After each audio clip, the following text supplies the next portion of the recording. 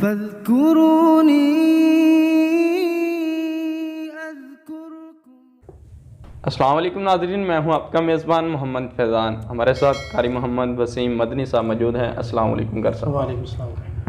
قاری صاحب، بہت سارے بھائیوں کا بہنوں کا سوال آتا ہے کہ بھئی ہماری دعائیں قبول نہیں ہوتی، لگتا ہے ہماری دعائیں قبول نہیں ہوتی، ان کے لیے کوئی ایسا وظیفہ بتائیں کہ وہ وظیفہ کرے، ان کی دعائیں قبول ہونے شروع ہو جائیں۔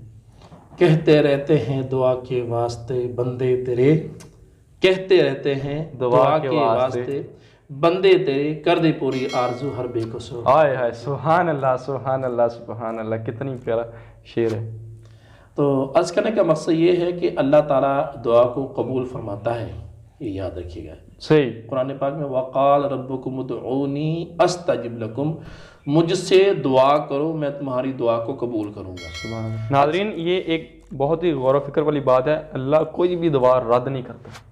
یہ قرآن پاک کے اندر ہے، ہم اپنے پاس سے نہیں کہہ رہے، اسی طرح ہی نہیں کہتے۔ جی جی بالکل ایسے جی، کہ مجھ سے دعا کرو میں تمہاری دعا کو قبول کروں گا۔ کرتا۔ اچھا، میں تو کئی عرصہ سے دعا کروں، تہجد بھی پڑھ رہا ہوں، سبحان میں اللہ۔ فجر بھی پڑھ رہا ہوں، اشراق بھی پڑھ رہا ہوں، چاش بھی پڑھ رہا ہوں، اوابین کے نوافل بھی پڑھ رہا ہوں، ساری نمازیں تکبیر اولا کے ساتھ پہلی صف میں پڑھ رہا ہوں، لیکن میری تو دعا قبول ہی نہیں ہوتی۔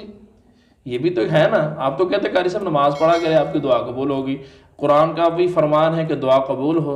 یاد رکھیے گا اس بات کو، ہمیشہ یاد رکھیے گا، یا اس بندے کا گناہ بخش دیا جاتا ہے اگر اس کی دعا قبول نہیں ہوتی نا، جی جی، یا اس کا گناہ بخش دیا جاتا ہے۔ صحیح۔ جی ہاں، یا اس کا جو ہے نا آخرت میں اس کا بدلہ دیا جائے گا۔ سبحان اللہ سبحان اللہ۔ جب قیامت کے دن بندہ دیکھے گا نا اپنا اتنا اجر، اتنا سارا اللہ تعالیٰ اجر ثواب اس بندے کو عطا کرے گا، وہ بندہ کہے گا کہ یا اللہ کاش دنیا میں میری کوئی دعا قبول ہی نہ ہوتی۔ سبحان جیسے ابھی یہ کیا کہہ رہے ہیں کہ میں تو دعا کرتا ہوں، دعا قبول نہیں ہوتی۔ اکثر بعض اوقات ہمارے بھی ذہن کے اندر یہ وسوسہ آ جاتا، خیالات آ جاتے ہیں کہ یار میں نے کتنی بار دعا کی ہے، اللہ کے ہاں یہ دعا قبول کیوں نہیں ہو رہی۔ اچھا یہ بھی ہوتا ہے، جی جی بالکل صحیح آپ فرما رہے ہیں کہ دعا قبول کیوں نہیں ہوتی۔ دیکھو یار فلاں بندہ جب بھی مانگتا ہے اللہ اس کو دے دیتا ہے۔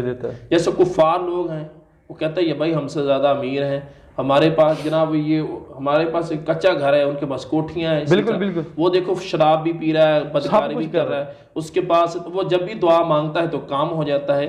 تو کہنے کا مقصد یہ ہے کہ جب بھی اللہ تعالیٰ فرماتا ہے کہ جب بھی میری بارگاہ میں کوئی نافرمان آدمی مانگتا ہے نا، تو میں فرشتوں کو کہتا ہوں اس کو فوراً دے دو، سبحان اللہ، اس کو دے دو۔ لیکن جب نیک آدمی نمازی پرہیزی مانگتا، اللہ فرماتا ہے اس کو دینا ضرور لیکن تھوڑی دیر بعد دینے سے، مجھے اس کی آواز بڑی پسند ہے، اس کی آواز بڑی پسند ہے۔ تو پھر بھی میں آپ کو ایک وظیفہ بہت پیارا کہ اب اس کی دعا قبول ہوگی، یہ 100 مرتبہ کسی سے بات چیت کیے بغیر یا سمیعو یا سمیعو یا سمیعو 100 مرتبہ، کسی سے بات چیت کیے بغیر، ہاں جی، یہ 100 مرتبہ پڑھ کے تہجد میں بڑا بیٹر کام ہے، یا کسی نماز کے بعد بھی آپ پڑھ سکتے ہیں۔